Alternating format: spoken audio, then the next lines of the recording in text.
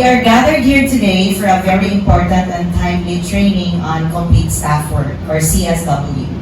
As you may have observed, the Department of Justice, particularly here in our region, has recently intensified its efforts in conducting various trainings. These include not only programs for our prosecutors, but more significantly, capacity building and skills development seminars for you, our dedicated support staff. On a more practical level at our office, this training will also help you make meaningful recommendations to your supervisors or chiefs of office. This initiative is rooted in the department's overarching goal, which is to provide efficient, effective, and meaningful public service. As you know, our leadership's guiding principle is to deliver justice, real justice, in real time. So this is more than just a slogan. It's a commitment to timely and responsive service, which is anchored in competence and dedication. Also empower and equip our administrative support staff with the right tools, the right mindset, and the right skills. This training is designed with you in mind. It is meant to empower you, not just for your current roles, but for the greater responsibilities you may take on in the future. And thank you for your presence and commitment. Thank you very much. Maayong buntag sa inyong tanan. Feet apart. Feet apart. Knees together. Knees together. Thumbs up. Thumbs up. Achurita, achurita. Achurita ang ating mga dewa. Achurita, achurita, achurita. Ako po kayo balikin. Thumbs up. Thumbs up. Thumbs up. Elbows back. Elbows back. Feet apart. Feet Achurita, apart. achurita. Once. Clap twice. Twice.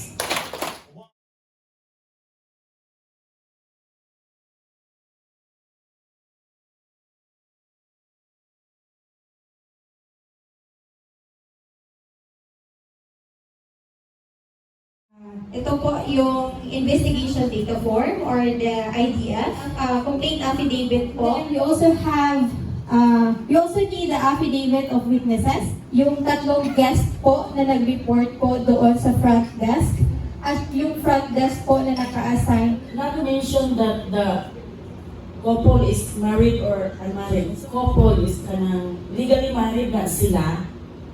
So the crime, it's either kung naay anak, so anak, merong 10-year-old son nandyan sa present of the crime scene. So, Ano talaga kami sir, nag-help talaga one another yung group namin to come up with this list of documents. So the part of the arresting officer, so the documents being brought to the office of the city prosecutors.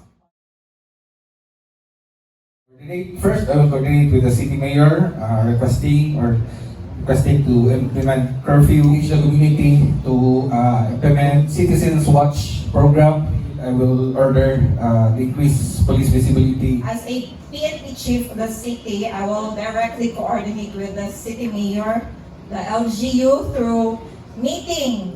First is hire more police officers or additional personnel. First is coordinate with the barangay, especially i-accommodate ng mga BPs of the town, ang mga tanod. They are visible at night. Brigadier General Mapala, together with my Police Major Silva, Police Major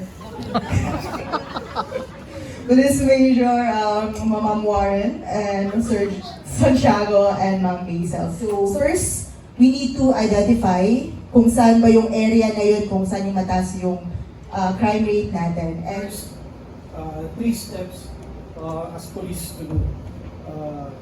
Request for a meeting to address the problems.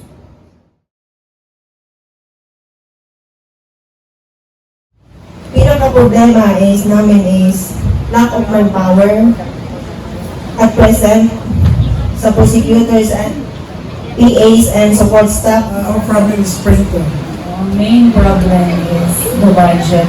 We na-discuss ko kanina ang supply, ICT supply, like the printer, katong mention, sir. Our problem is limited office space and no proper storage facility. Common problem encountered not just in our office but also in other agencies is the supply. Lack of IT equipment, no? We make it a habit, itong CSW, because what our goal in life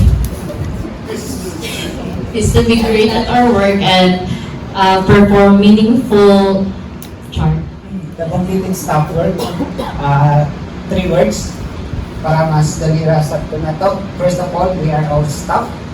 Second is we need to do our work. And third, para ma-claim na to atong salary na complete. Understanding our role in completed staff work. So before identifying the solution, first we need to identify the problem or the situation.